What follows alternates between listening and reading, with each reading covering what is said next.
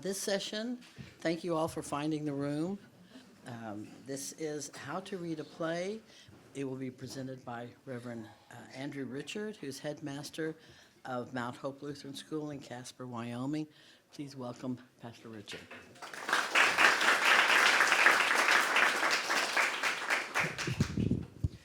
All right. This is for the video's sake. Hopefully you can all hear me just fine. Did you all get one of the handouts that was going around? No? All right, here. I'll send a stack down this direction. Anyone on this side need one? All right. If you would like any of this electronically for copying and pasting quotes or that sort of thing, I'm going to start this around. Also, if you want my contact info, I put my email address on there. You can send that pen around with it. So I did my undergraduate degree in theater production. That's the behind-the-scenes sort of stuff. Worked on lots of plays. It was a secular university going through the theater department. I barely escaped with my life. But the little good that I escaped with, I'm going to give to you today so that you don't have to suffer through the same sort of thing. There are a few books I'm going to be referencing as we go. One is Aristotle's Poetics. This is about poetry in a sense. It's actually more about drama. In fact, the part of it that we have left to us is about tragedy. Now, he'll reference the Iliad and the Odyssey, but sees them almost more as dramas than he does as poetry or literature. But for him, it was kind of all blended together. So he'll talk about the Iliad and the Odyssey in the same category as he talks about Sophocles and his plays. So Aristotle's Poetics, this is the Penguin Classics version. The Loeb Library has a nice edition of it with a couple of additional works, Longinus on the Sublime and Demetrius on Style, which are nice as well. And if you like referencing the Greek text, that's a great one to have alongside. I'll leave these up here and you're welcome to look at them afterwards. Sir Philip Sidney's The Defense of Poesy. I love this volume because it has a bunch of other Renaissance literary criticism, commentary stuff in it as well, including some poetical instruction. But Sidney was drawing heavily from the Poetics as he tries to justify the practice not just of poetry, but of theater as well, because one of the main criticisms leveled against poetry in his day was its association with the stage, with the scandalous things that happened on the stage. It would be like writing off the entire medium of film just because of what people do with film, generally speaking, right? He says, don't throw out the medium just because people use it for bad things. The stage is a great place, or at least can be. And then a more modern text, I think this was written in the 1980s, David Ball, Backwards and Forwards, a Technical Manual for Reading Plays. This was a required text when I went through the theater program in university, and the only one that I kept, because it's actually really, really good. Now, I would not give this to a high schooler to read. There are just a couple of things in there where it's like, man, you didn't have to say that, but he did. But if you want to reference it, get it in your library. It's worth a good read. If you don't want to, don't worry. I've distilled most of the good stuff for you in the handout. All right, so getting into plays. Drama, the stage, is different from literature. You sit down in your armchair and crack open a novel, and you read it. And a novel has a narrator who can, the voice of the author, telling you what's going on. A lot of it's in the third person, so-and-so said, and you can have descriptors and adverbs and all kinds of stuff going on. If someone gets bored with the novel, he can simply close it and put it on the arm of the chair and walk away and come back when he's less bored with it and pick it up again. Just don't wait too long to do that, otherwise you have to start the thing over again. I'm sure I'm not the only one who's been there. But with a play, the audience is in it for the long haul. There's no narrator. You have to gather everything strictly from dialogue. There might be occasional stage directions, but you don't have a full narrator or anything. So a very different sort of thing. Let's start with the main division of drama, and that's comedy and tragedy.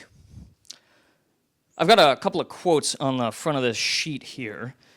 We'll look at the section that dives into tragedy. So tragedy then is an imitation of an action that is serious, complete, and of a certain magnitude, in language embellished with each kind of artistic ornament, the several kinds being found in separate parts of the play, in the form of action, not of narrative, through pity and fear effecting the proper purgation of these emotions. By language embellished, I mean language into which rhythm, harmony, and song enter. By the several kinds and separate parts, I mean that some parts are rendered through the medium of verse alone, others again with the aid of song. That's from Aristotle's Poetics. And he defines poetry as imitation, that it's correspondent to reality and real reality. Sidney will talk about history and how the way things actually kind of play out in the world. You have the just suffer. You have wicked men who seem to succeed. Sidney brings up the example of Julius Caesar, who was a rebel and a tyrant and who continues to be looked up to today. He says, what gives? Right? History doesn't always bear out how the world really is, which is that really what we see in history, the reality of the world, if we dive deeply and look big picture enough, is we see that there is justice upheld, that there is right and wrong, that there's a God in charge of everything. Whereas if we just selectively look at history, you don't always get that impression. So Sidney makes the point that you can take history and adapt it. Shakespeare did quite a bit of that. So imitation of not just the way things are, but the way things should be, which is the way things actually are. And theater does a great job of showing that. Now, diving in further here with Sidney's next quote. Tragedy that openeth the greatest wounds and showeth forth ulcers that are covered with tissue, that maketh kings fear to be tyrants, and tyrants manifest their tyrannical humors, that with stirring the affects, the emotions, of admiration and commiseration, he's trying to translate the pity and fear that Aristotle mentions, teacheth the uncertainty of this world, and upon how weak foundations gilden roofs are builded. So tragedy is meant to evoke pity and fear, to put down especially pride within man, and to show how unstable the world can be. As far as the star of a tragedy, the tragic character, you're probably, how many of you have heard the term tragic flaw before? Yeah, and generally speaking in classical tragedy, the tragic flaw is pride, or some variant offshoot of it. Shakespeare picks up on this, so in Macbeth, for example, the vice that he claps onto for Macbeth is ambition, which is a form of pride. We use that as a virtue word today, and it's become a little more neutral over time. Words can change connotation. I'm not going to deny that. But in Shakespeare's day, ambition was a dirty word. You didn't want to be ambitious. A quote from Aristotle about this tragic character. He talks about the sorts of person it can't be. It can't be someone who's just pure evil and gets what he deserves. You're not going to feel pity or fear because of that. You're going to feel a sense of justice. It can't be someone who's just purely good and suffers. You might have pity, but there's not really like the fear involved there. You want someone who is not eminently good and just, yet whose misfortune is brought about not by vice or depravity, but by some error or frailty. He must be one who is highly renowned and prosperous, a personage like Oedipus. So Oedipus was a great king, virtuous, had one fault which ends up being pride in the play Oedipus the King. You'll pay attention to that tragic flaw in tragedies, because usually the main character is in all other ways admirable, except for this one thing. And it's not necessarily a vice per se, some wicked thing that he's constantly indulging. It's a frailty, a flaw. Aristotle uses the word hamartia, and you Greek scholars, that's the same word for sin in the New Testament. And so we would think, why isn't it associated with vice then? But when you read the tragedies, you see it's not necessarily that this is just how this person is all the time, looking down on everybody, insisting on his way. It's that certain circumstances have led him to act that way. But what tragedy will never let someone do is blame the circumstances. This is one of the great advantages of reading tragedies in our day, where everyone wants to point the finger at the things around them and be the victim. In tragedy, someone can be the victim and the one who's guilty. He's the one who did the bad thing, and yet we have to acknowledge that circumstances around him led him to that. But that is not an out for him. It never is in tragedy. So that's important to keep in mind, and a nice corrective in today's world. Turning to comedy, comedy is, as we have said, an imitation of characters of a lower type. Not, however, in the full sense of the word bad, the ludicrous being merely a subdivision of the ugly. It consists in some defect or ugliness which is not painful or destructive. To take an obvious example, the comic mask is ugly and distorted, but does not imply pain. And you've probably seen those comic and tragic masks often associated with the theater. The frown and sad face and the tear running down for the tragic mask. And then the just hideous but goofy-looking mask for comedy. My favorite scene to point to for what comedy is supposed to do is Shakespeare's The Tempest. Anyone read this one, The Tempest by Shakespeare? Phenomenal play. Arguably the best play by the best playwright who ever lived.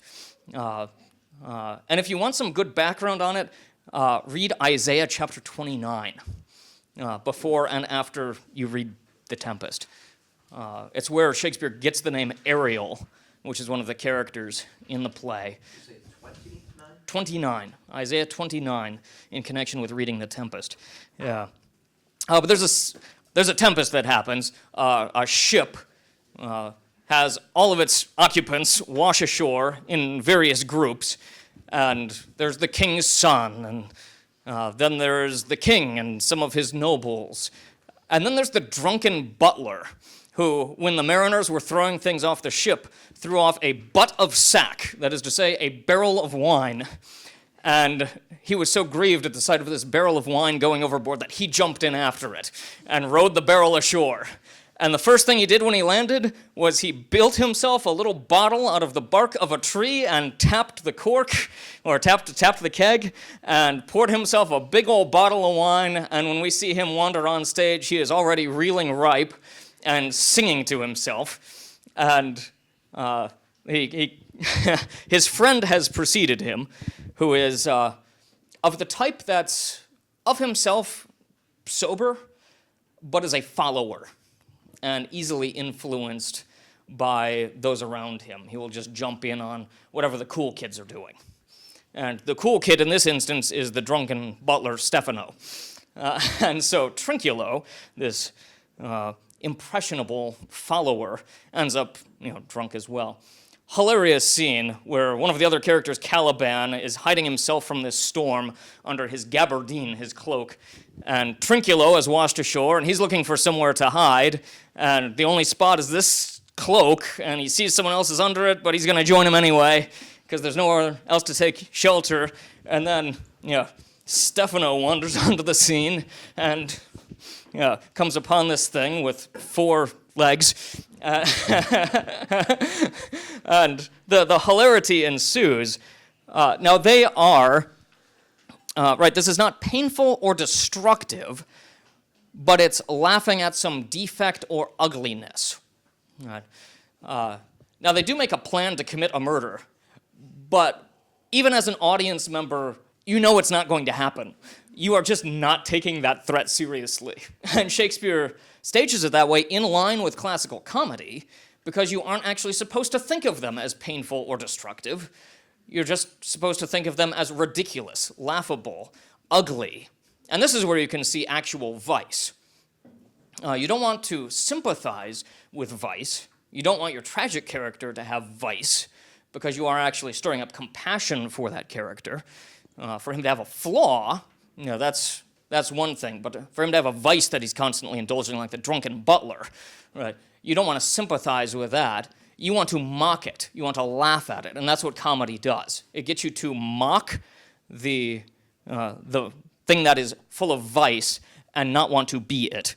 So to quote from Sidney, "The comedy is an imitation of the common errors of our life, which he representeth in the most ridiculous and scornful sort that may be, so as it is impossible that any beholder can content to be such a one."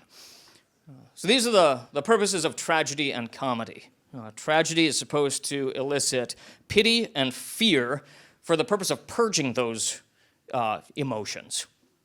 In fact, there were various hospitals in the ancient Greek world that would have a theater built next to them where they would stage tragedies. And people who were, being treated for a disease or visiting someone could go and watch a tragedy there, and it actually helped with the coping with things because it helps you deal with the compassion that you naturally feel or the fear that gets associated with those sorts of things. So there's a useful training of the emotions that can happen here. And especially in a world that follows the emotions as a sort of perverted sacrament, having things that train our emotions rightly, like music, poetry, theater, those are very useful things so that our emotions aren't led astray. All right, so that's tragedy and comedy. Any initial thoughts, questions so far? Yes, please. Time period did you say the hospitals would have the theater? This was in the classical Greek world, so I don't know, 300s, 400s BC. Yeah. All right, we'll dive into some of the main elements to pay attention to as you're reading or watching or listening to a play. So first we get stasis and intrusion. So stasis, I'm writing on the board simply because I haven't gotten to write on a chalkboard in years. This is great. Stasis, things are standing, they're stationary, they're at rest. The intrusion is what breaks into that. Now, some of you may have heard the quote from Aristotle's Poetics. It's one that people will quote to kind of make fun of Aristotle, because he's like, a plot needs to have a beginning and a middle and an end. And we're like, yeah, thanks, genius. But listening to how he explains this, this is the bottom of that page, the second paragraph under stasis and intrusion. Now, according to our definition, tragedy is an imitation of an action that is complete and whole and of a certain magnitude. A whole is that which has a beginning, a middle, and an end. Right, and that's the thanks, genius part. But he explains, a beginning is that which does not itself follow anything by causal necessity, but after which something naturally is or comes to be. An end, on the contrary, is that which itself naturally follows some other thing, either by necessity or as a rule, but has nothing following it. And this would be the landing spot. A middle is that which follows something as some other thing follows it. A well-constructed plot, therefore, must neither begin nor end at haphazard, but conform to these principles. One of the great images from this book, backwards and forwards, is that of dominoes. It's a nice concrete image, good usable thing with students. When you set up a train of dominoes, right, you can tell where the beginning is and where the end is. As it's set up, that's stasis. When you poke the first one, that's intrusion. And now the thing is off, and of necessity, things are going to follow one after the other until the last domino falls, and then there's stasis again. Things are at rest once more. And as with a train of dominoes, often the final stasis is not the same as the initial stasis. Often plays land somewhere else. A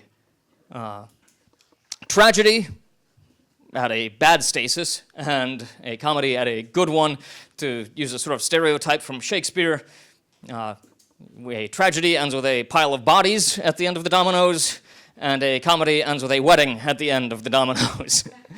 So that's stasis and intrusion. So to think of a couple of plays, I'm going to reference The Tempest, Antigone. Anyone read Antigone? Yeah, that's a great tragedy. And a little more wholesome than putting Oedipus the King in front of certain age students. I do read Oedipus the King with my older students. That is the play that Aristotle uses as his peak of tragedy in the Poetics. So it's worth being familiar with it anyway, and what Aristotle saw in this play as the epitome of what tragedy is. But Antigone is very, very good as well. Now, in Antigone, we've just reached stasis at the beginning of the thing, where Oedipus had been driven out, his sons Eteocles and Polynices had been vying for the throne. Eteocles got the throne. Polynices went off in a huff to Argos and marshaled some troops and went and attacked Thebes with these Argos troops. And this is the story of 7 against Thebes, which could be its own set of dominoes. Eteocles and Polynices kill each other in the midst of this battle, and their uncle Creon ends up being sort of heir to the throne at that point. And that is the stasis at the beginning of Antigone. Now, sometimes you'll have the stasis at the beginning, and sometimes the intrusion has already happened. It's a choice that the playwright will make depending on building interest. Again, when you sit down to watch a play, the thing starts and you're there until it's over. And it's on the playwright, in some ways like it's on the author of a novel, to grab your attention off the bat and make you want to keep going, find out what happens next. In theater, that's called a forward. Things that make you anticipate what's coming next, make you want to know what the next thing is, keep you engaged. Those are called forwards. Different from the forward used in the title here. By backwards and forwards, he's talking about reading through a play this way and reading through a play that way, tracing the dominoes backwards so that you see the necessity of why things happened that happened. But a forward, in a different sense, is what keeps you anticipating, ready for what's next. So Antigone opens with Antigone, who's the daughter of Oedipus, meeting up with Ismene, who's her sister, the other daughter of Oedipus. Both their brothers have just died in this battle. They killed each other fighting on opposite sides. Eteocles has been given burial. Polynices, as a traitor to the state, has been refused burial. And this is actually the intrusion. The intrusion was not the battle against Thebes, because we've reached a new stasis. Creon is king. Things are at rest again, in a sense, that nothing is going to require things to keep moving. But then Creon issues this edict that Polynices is not to be given burial, and now the dominoes are poked. Because Antigone says, this is my brother. We gave Eteocles full burial rights. We're going to give Polynices full burial rights too. Well, what about Creon's edict, Ismene says? We have to obey the law. And Antigone says she's going to obey a higher law, that the law of the gods, which demands that you show this respect to the dead. And the dominoes are rolling. Now, that's our first scene that we see as an audience, is this conversation between Antigone and Ismene. And as soon as that's done, we know what's going to happen. Right? Antigone is going to go give her brother burial rights and suffer the consequences. And Sophocles is very, very good at making a play about something whose ending you know from the beginning, and yet making you want to watch the thing anyway. Right? Homer was very good at that too. Right off the bat, you know Odysseus is going to come home and kill all the suitors. And you have to wait 24 books to see that happen, right? But you want to read the 24 books in order to see that happen. Now, that's good literature. I tell my students that if you have to say spoiler alert, it's probably not good literature. Because the best literature ever written, the author spoils it at the beginning, and yet makes you want to read it anyway, or hear it or watch it anyway. So then we get Creon coming on. Antigone and Ismene have departed, and Creon comes on with the chorus, which represents the citizenry, and they're generally speaking loyal to the gods. This is good stereotype sort of thing to remember about the chorus in Greek tragedies. They're going to be loyal to the gods and loyal to the king. and full of just basic common sense wisdom. They're not movers and shakers in the sense of coming up with new ideas. They're very grounded and traditional, conservative. That's the chorus in the Greek tragedies. So there's a point in Antigone where the chorus is actually kind of like, Creon, I see what you're saying, and it makes a lot of sense. And Antigone, I see what you're saying, and it makes a lot of sense. You're both speaking good sense. And it's like, thanks, chorus, for that. But that's who they are, is they see sense where it is, and they have this general wisdom, general piety. So Creon is talking with the chorus about his edict. And we know that an edict exists, but it's great to hear it from Creon's mouth and hear the chorus's agreement with Creon. And then we come to this wonderful part. I'm going to set this down for a second while I find my spot. All right, so. Yes.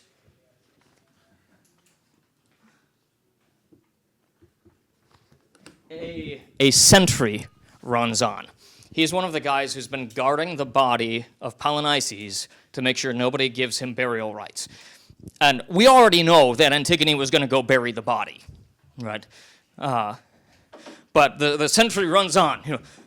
My lord, I can't say I'm winded from running, or set out with any spring in my legs either. No, sir. I was lost in thought, and it made me stop, often dead in my tracks, wheeling, turning back, and all the time a voice inside me muttering, "Idiot, why, you're going straight to your death." Then muttering, "Stopped again, poor fool, if somebody gets news to Creon first, what's to save your neck?" And so, mulling it over, on I trudged, dragging my feet. You can make a short road take forever. But at last, look, common sense won out. I'm here, and I'm all yours, and even though I come empty-handed, I'll tell my story just the same, because I've come with a good grip on one hope, that what will come, whatever fate. And then, of course, Creon has no idea what has happened, and you as the audience know, which stirs up a certain delight in the thing. But you're right there with Creon, like, just say it, man! Out with it! and come to the point. What's wrong? Why so afraid? First, and then as the audience, like, well, great, he's not going to say it now either. and you can imagine the character Creon. First, myself, I've got to tell you, I didn't do it.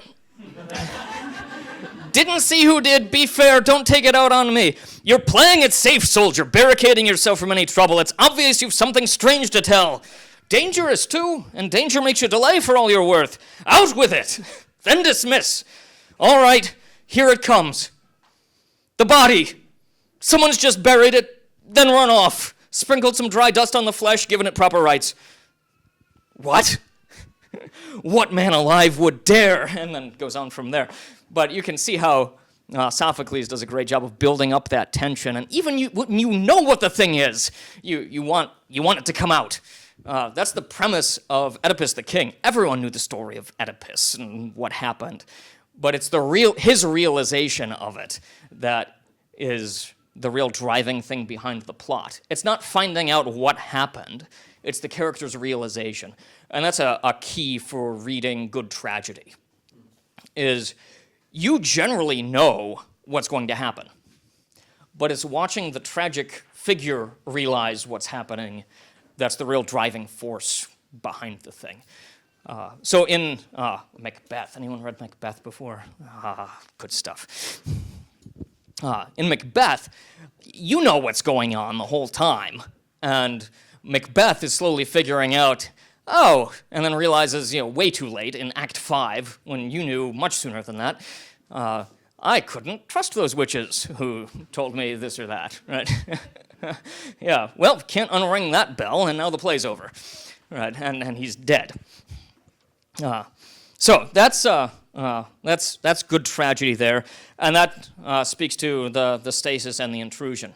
To take Macbeth as an example, talking about the stasis and intrusion there, the play starts and there's a war going on. There's a rebel in Scotland who stirred up a revolt, and Macbeth and Banquo are generals leading the troops, and we pick up in the middle of the war. And we might think that that's the intrusion, and it's actually not. We're it's kind of like that train of dominoes is coming to an end, and the battle ends. It's over, and Macbeth is being awarded for his bravery. Right, so the stasis is that Macbeth is in high honor with the king, and they're currently free from all strife with foreign powers. The intrusion, when the three weird sisters, you'll see it written like this sometimes, with a capital W, and then the dot over the I. That's not an umlaut. That's called a diaresis. What that means is you have two vowels that would normally be pronounced as a diphthong, a single vowel sound, but you pronounce them separately. So that's how Shakespeare writes it, weird. And it was actually related to this Anglo-Saxon word for fate. So you have this intervention of fate, but Shakespeare's actually picking up on this idea of fate, which factors into something like Antigone. We heard that in the Sentry's mouth. What will be, right? And he resigns himself to his fate of whatever's going to happen with Creon is going to happen. Whether I walk away or not, I don't know. But I have to report this before someone else does, and I get in bigger trouble. So the weird sisters are the fates. However, in Macbeth, Shakespeare takes that concept of fate in this instance and makes it demonic. So Macbeth is a great play for insight into the nature of evil and how the devil works. So the weird sisters, they're ladies with beards. They see Macbeth and Banquo passing by, and they address Macbeth as Thane of Glamis, which he was, inherited from his father, Thane of Cawdor, which he wasn't named yet, but in the scene before, the king had already determined that he was going to make Macbeth Thane of Cawdor, which was the area that the rebel had ruled and is now facing capital punishment. And so, since Macbeth exemplified himself, he's going to be Thane of Cawdor.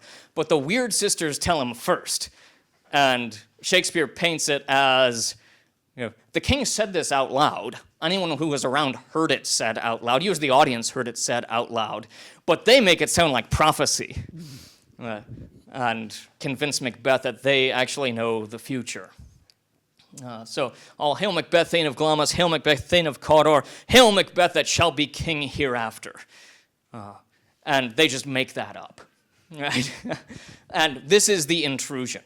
If they had not said anything, Macbeth would have gone and seen the king and been named Thane of Cawdor and would have been Thane of Glamis and Cawdor and probably lived happily ever after. However, these weird sisters have poked the dominoes, and now Macbeth has it in his head, like, well, should we trust him? Should we not? And then all of a sudden the king names him Thane of Cawdor. He's like, they were right. And then he's thinking, I wonder, right? And that's where the trouble really starts. And we see ambition.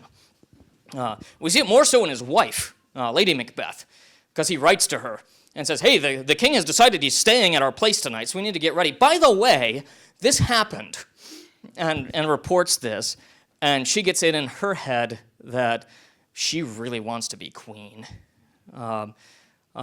Maybe you've heard that speech by Lady Macbeth, come ye spirits that tend on mortal thoughts, unsex me here, right? Meaning make me not a woman so that I can be ambitious, because it was considered to be like a male thing. And so she actually praised, I asked my students this, who is she talking to here? Right, she's praying to the devil, right?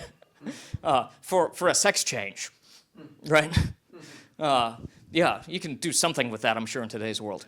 And Shakespeare actually gets this from his source, Holinshed's Chronicle. I'll talk more about that when we get to reading background sources for plays. Well, Lady Macbeth convinces Macbeth to commit the murder, the dominoes are falling, and then a big domino falls, which is the king. And then Macbeth isn't content because now he's afraid, because this is the nature of acquiring kingship by murder, is that then you're afraid someone's going to murder you for the kingship. Right? Sin in this sense brings its own punishment in making you fear the thing you did. Yeah, that someone's going to do it to you. And so Macbeth lives in this fear, and that causes more dominoes to keep falling until by the end he's gotten more prophecies from the Weird Sisters that when taken the right way mean that he's going to be dead. And when taken the way he takes it, he thinks he's basically invincible and proceeds accordingly to his downfall. So that's stasis and intrusion. Any questions there? Thoughts, comments? All right, we'll continue on. Action! This quote here from Backwards and Forwards, or string of quotes, brings out that dominoes metaphor. And his note here is the key is adjacent dominoes, the collision of each domino into the one right next to it. Never skip a step. Right, so what causes this specific thing to happen? Now, sometimes it's in the character's mind, he's connected some dots, but he'll articulate it. That's part of what gives words to a script, is the character connecting those dots or thinking out loud, showing why this domino was going to hit this domino. Right. So in Antigone, Creon arrests Antigone, but thinks with the problems with this family, with the history there, with the loyalty of Ismene to Antigone, she must have been in on it too. And that's not a domino of like action, that's a domino of him thinking, extrapolating, but showing why he then keeps Ismene in custody as well. Things aren't just happening randomly, but the dialogue helps flesh out the thought pattern and connect the dots for us. All right. I included a bunch of quotes from Aristotle's Poetics. The big point that he drives home in all of these, and much of what he says about tragedy applies to all plays, tragedy is the imitation of an action. Hence, the plot is the imitation of the action. Tragedy is an imitation not of men, but of an action, and of life, and life consists in action. Tragedy is the imitation of an action, and of the agents mainly with a view to the action.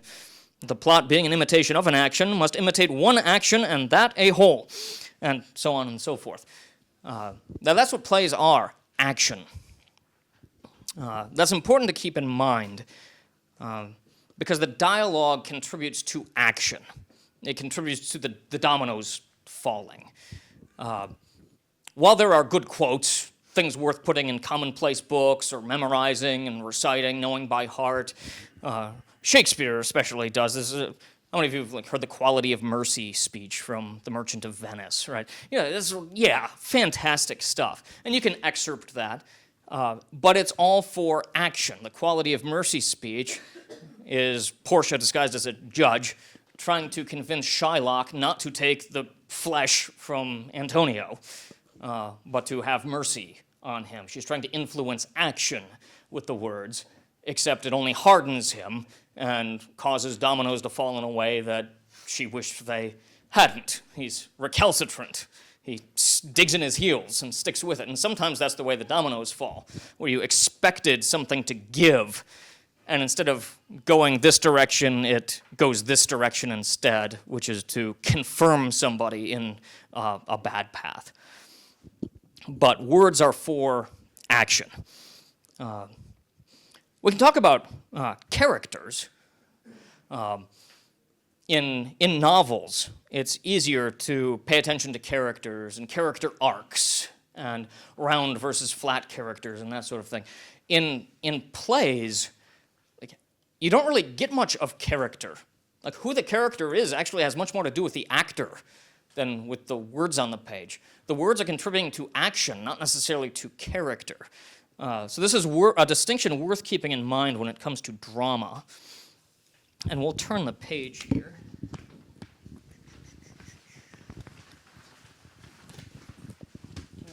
I'm getting a little ahead of myself. I'm going to skip to that character section, then we'll double back, because it's flowing into it quite nicely.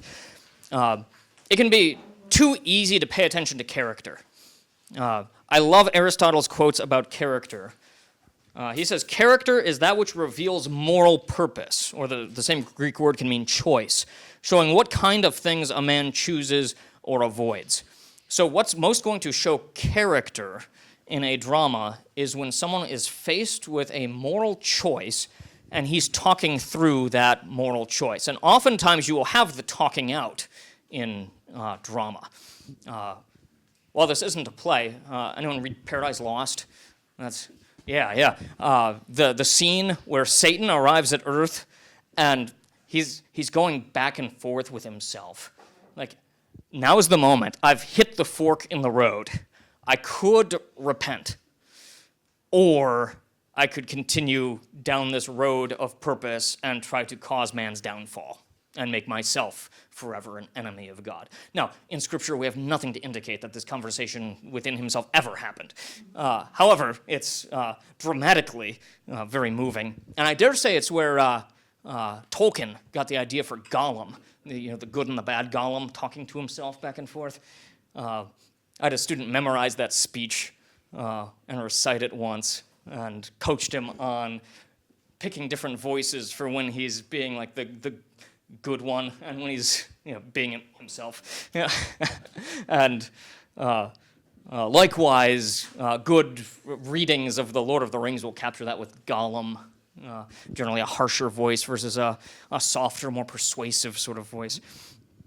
But character is formed simply on the moral choices within the play, and that's how we have to define character in drama. You don't pick up on a ton of character traits other than through what's said, and what you feel you know about the person comes down to the choices that person made in the play. As far as the things we usually associate with character, most of that just has to do with the actor. And this is why casting is important, because you want somebody who's bringing characteristics to the table that are going to be in harmony with the moral choices in the play. You're stuck with the script. He makes the choices he makes. And so you have to cast with those in mind, bringing characteristics of the person to the table that are going to mesh with the character painted by moral choice in the play. Whereas in novels, character can actually have a lot to do with narration and being told about a person, or stories from the person's past that give some insight. If you've ever read Plutarch's Lives, he does a lot of this anecdotal sort of stuff to paint a picture of somebody's character. And a lot of it has to do with choices that people make. So thinking of character as a choosing is useful just all around. But drama is stuck with that as the thing that's going to paint character from the script. As far as a staged production, you have plenty of other stuff to work with as well. All right, let's back up just a little bit here. So the general episodes, binding and loosing section. So Aristotle distinguishes between general and episodes. And this is useful for doing any kind of writing, but drama especially. You want the general outline first. He gives an overview of the Odyssey. Thus, the story of the Odyssey can be stated briefly. A certain man is absent from home for many years. He is jealously watched by Poseidon and left desolate. Meanwhile, his home is in a wretched plight. Suitors are wasting his substance and plotting against his son. At length, tempest-tossed, he himself arrives. He makes certain persons acquainted with him. He attacks the suitors with his own hand and is himself preserved while he destroys them. This is the essence of the plot. The rest is episode. So, I'll talk at the end about things you can do with this, sort of practical applications of, how you might do this on your own or with students. But that distinction between the general and the episodic is very useful. When I write plays, I do one every year for the students at Mount Hope, and then we stage it toward the end of the school year. That's how I start, is with the general outline, and then break it into scenes and figure out what's going to happen in each one and how we're going to cover this. So the general and the episodic. Another good overarching framework is this binding and loosing. So complication and unraveling. The Greek words are desis and lusis, literally binding and loosing. Good Lutheran language there, right? It's like Office of the Keys, except on the stage. And it doesn't actually forgive your sins, right?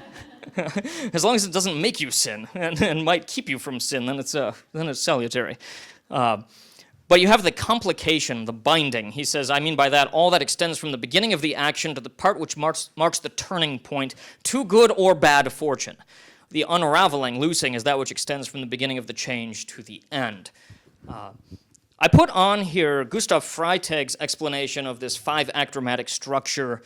In 1905, he published this. It was based on Shakespeare and some others for the 5-act structure. And generally, the acts kind of correspond to the 5 things listed here, though not necessarily. So keep that in mind as you're going through it. It's not like Act 1, exposition, Act 2, rising action. They are going to go in this order, but it doesn't necessarily mean this is what happens in each act. This is just the general structure of the thing. We're used to thinking of the word climax as the end. Right? In drama, climax is the point where everything tips, where we've gone from binding to loosing, sticking things together to everything unravels. You can think of it like the flight of an airplane, where it goes up and then it begins its descent, or like a roller coaster, and that might even be a better analogy, where there's effort to get the thing to the top, and then you just let it go, and let potential energy? Is that now I'm getting out of my wheelhouse. Take over and actually start carrying the thing down. So the climax is, I told the students, that point at which no more is added to the energy. All the pieces are there, and now we're just watching it fall out, either toward a heap of bodies or a wedding. Right.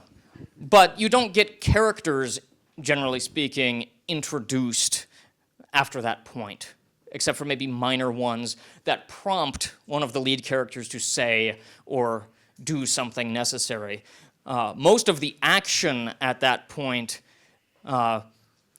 everything is sort of fated once you hit the climax. Yeah, fate is going to carry it on from there. It's kind of like no character could do any action after that point that is going to change where this thing lands. The main action is done. So that can be a useful structure to keep in mind. Just apply it rightly. Keep in mind that climax doesn't necessarily mean the end of Act 3. It can happen later than that. It doesn't usually happen sooner than that, though you could write a play that did. But a useful structure. All right, any thoughts, questions? All right, we'll keep trucking along. We've got another 15 minutes here. So motivation and obstacle. David Ball in his book makes this point: a character who speaks wants something or would not speak. This common element of human nature is the basis for all drama. Now, if we think of wanting something as purely selfish, then that wouldn't necessarily hold. But it is true that when I get up and give a sermon, even though I'm not being selfish in that moment, I do still want something, right? I want the congregation to receive the word of God. I want faith to be preserved. I want people to be guarded against the evils of the world so that they aren't taken captive by hollow philosophy and deceit, right? I want something, and so I speak, right? And that's why we open our mouths, right? Right now, I'm speaking because I want to impart something to you, to share some knowledge, some insight, and ultimately what I want is for you to be able to go and read a play and have a little more enjoyment and get a little more out of it and feel a little more confident in doing so and know what to look for, right? If I've spoken well and rightly, and hopefully I have, then it'll work. And if I've just fallen all over myself for an hour, then you'll be bored and wondering why you didn't attend some other session.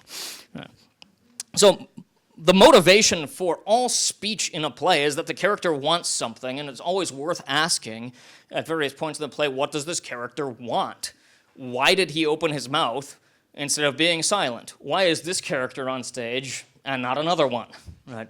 Why was he the one who needed to speak now? Why is the thing that he wants what the playwright wants in front of us? So ask those questions as you go along. What does this character want? So in Antigone, even though we're cued into the fact that Creon has already made this decree, already publicized it, he comes on stage and repeats the whole thing to the chorus. And the question is, why? From the perspective of an audience watching a play, Sophocles structures it in such a way that we actually aren't asking, why am I hearing this again? Because we actually hear it from Creon's mouth for the first time. But the question is, so that he's not violating the play and the plot, why is it okay for Creon to come on and say it when Sophocles already gave us this information? Right? And it's that we want to see Creon as insecure. He just became king. We've heard that he's promulgated it, that everyone already knows it, and here he is saying it again to the chorus. Why? What does he want? Well, he wants to be able to reign securely.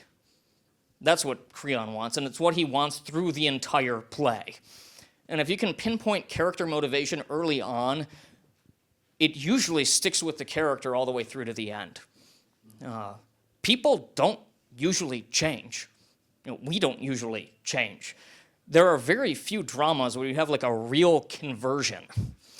Now, in Antigone, there comes a point when Tiresias the prophet confronts Creon and tells him that the gods are angry with him, that the rites at the altars are failing because birds are landing on them full of blood and drooling human flesh that they've eaten from the corpse of Polynices, and so the gods aren't answering any of the oracles, any of the sacrifices and rites, and it's because of what Creon has done. And at this point, Creon goes off on Tiresias. Tiresias is fine, shakes the dust off his sandals and leaves. But then talking with the chorus, who again is the voice of kind of common sense, convinces Creon in very short order. You can tell he's having misgivings already. Like, maybe I should stop digging in my heels.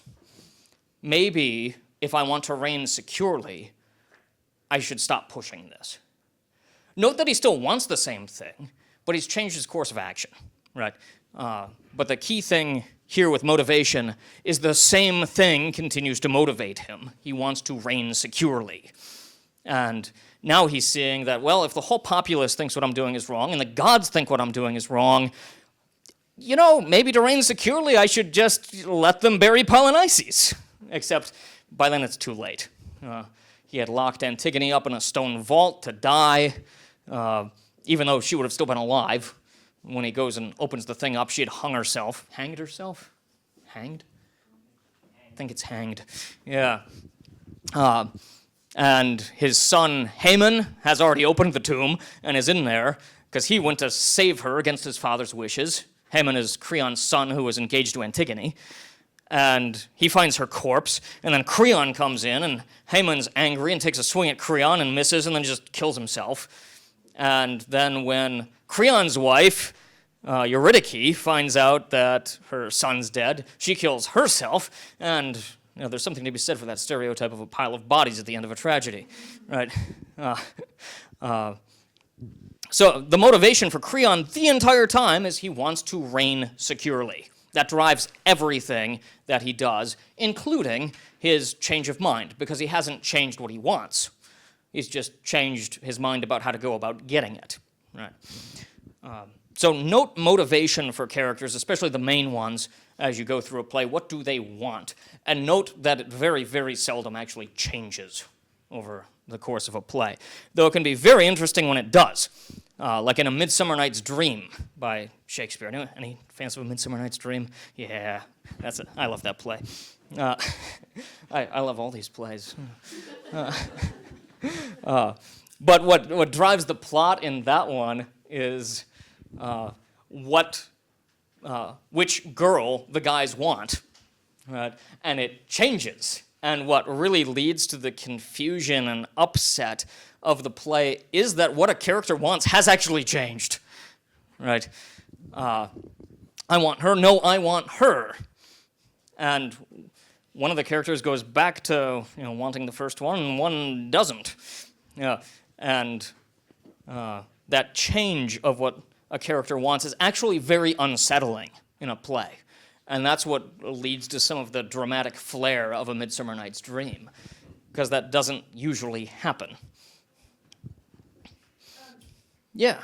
The fact that it happens in an unnatural way, is that kind of part of helping us to understand why it might have happened? A bit. Ability? Yeah, and why it happens on A Midsummer Night. Right. So night, dark. Midsummer has its own sort of fairy connotation to it, right? In the woods has a whole other. So Shakespeare just stacks these things up, and then you have actual fairies at play. Puck is one of the most awesome characters ever, just mischievous. He gets thrills out of disguising himself as a stool, and then when somebody goes to sit down, disappearing. Yeah, or they would do like mulled cider and have crab apples in them, and so he talks about. When someone's taking a drink, bobbing up as an apple and startling the person and making them spill their beer all over themselves. It's like the same thing. I did this at lunch. You're getting down toward the end and there's the ice and you're like, yeah, can I get it? I bet I can get it. And then, pfft, that's Puck. Yeah. Yeah. So just keep that in mind. He's like a boy. He just loves some good, clean physical comedy. And then pay attention to obstacle. You figured out what a character wants. What's getting in the way of the character getting what he wants? So if Creon wants to reign securely, what's standing in the way of that? Well, in his mind, anyone disobeying his commands means he's not reigning securely. He, as a king, wants to uphold justice, and that is, Eteocles was the king, he got killed, we're going to give him full burial rights. Polynices was a traitor to the state. Even though he's the guy's brother, he did us harm, he would have burned our homes to the ground, we're not going to bury him. And it starts with, in some ways, a lack of judgment. Because if Creon had simply decided, we're going to do a public ceremony for Eteocles because he was king, and we're going to give Polynices' body to the family, and they can do the rites, but we're not going to make a big deal about it because he was a traitor. That would have been good, wise judgment, and the only reason I landed at that was from reading Antigone and seeing where he went wrong. That makes sense at the end. Anyone could come to the right conclusion after seeing how the wrong one played out, right? But Creon has made the decision. The decree's been issued, right? He's made the choice. He's picked this road and not that one, and now he's got to commit to it. Right? And so an obstacle for him is that in his mind, to reign securely, I can't be changing my mind as king. I've issued this edict. I will not go back on it. Death penalty for anyone who buries Polynices. The end. Well, then his niece buries Polynices, and an obstacle is his edict in relation to his niece. What do I do with this? And so he cannot reign securely. He either has to revoke his edict, and in his mind show I'm not a man of my word. I'm just going to be waffling all the time, and I'm not going to be able to reign securely because no one will trust me. Or I have to become known as the king who killed his niece. Thanks, Antigone. And that's an obstacle to what he wants. And so then he has to make another choice. And again, goes down this road of doubling down that's going to come back to bite him in the end. Till he gets to the point where he thinks of the kingship as just his own private thing, that the kingship is the king's to do with as he pleases, and no one can say boo. And the chorus is willing to go along with him on that for a while. And then eventually the chorus, being conservative and traditional, are willing to go along with their king, but also being the voice of common sense and common piety, eventually have to distance themselves from just blindly following whatever Creon says. All right, so that's motivation and obstacle. I have just a brief section there on exposition without any quotes accompanying it. I just wrote up a couple sentences. We're about at time, too. Good thing, because we're about done. Pay attention to how you come to know things in a play, because you're not going to just have somebody waltz on and say, "Hi, I'm Creon. I recently became king of Thebes," and then the scene commences, or something like that. So pay attention to how you figure things out, how the exposition goes. The Tempest is great, because it starts with an actual tempest, so some good theatricality at the outset, and then the audience is on the edge of their seats. And Shakespeare has to get you there because he has to give you a ton of backstory. how did this guy end up on this island? What is this ship? How did he cause this tempest? Why does he want the people on this island? What happened? And it takes a large part of a scene to figure that out. And so Shakespeare builds interest with the tempest at the beginning and the theatrics. And then he has Prospero with his daughter on the island, and she's feeling compassion for these sailors, and he's assuring her that no one's harmed. And she's like, why are you doing this? He's like, it's finally time you knew. And then you're like, ooh, right? So he sits her down and launches into this lengthy backstory, and Shakespeare will have him slide in occasionally, thou attend'st not! Sir, your story would cure deafness, right? But he's not doing it because she's not paying attention. He's doing it because he wants the audience to stay engaged with the exposition, right? So always pay attention to clever ways in which playwrights will do the exposition. How they bring you to know things that are already commonly known by the characters. I'll touch just briefly on theme and then let you leave that to read. Don't talk about theme until you've read the thing. It's easy to get sidetracked thinking that kids in a literature class need to know the theme in order to understand the play. Like, the audience didn't know the theme before they saw the play. The time to talk about a theme is after the thing. And then you have to test it. Right? Go back and reread the thing and see if the theme that you think you pegged was right. So talk about theme at the end. That's the main point under theme. Plays do have themes, but they're based on the action. You have to see the action before you can say what the theme was. And let kids come to that inductively rather than spoiling it at the outset. And then background information. Shakespeare based a lot of his plays on sources. So Plutarch's Lives. The one that's a little deceptive is Julius Caesar. The play is not based on the life of Julius Caesar by Plutarch. And we might suspect this because Caesar's dead by Act 3. It's actually based on the life of Brutus. So read Plutarch's Life of Brutus and then read Julius Caesar, or vice versa. Coriolanus is pretty easy. That's based on Plutarch's Life of Coriolanus. Antony and Cleopatra, very straightforwardly based on the life of Antony.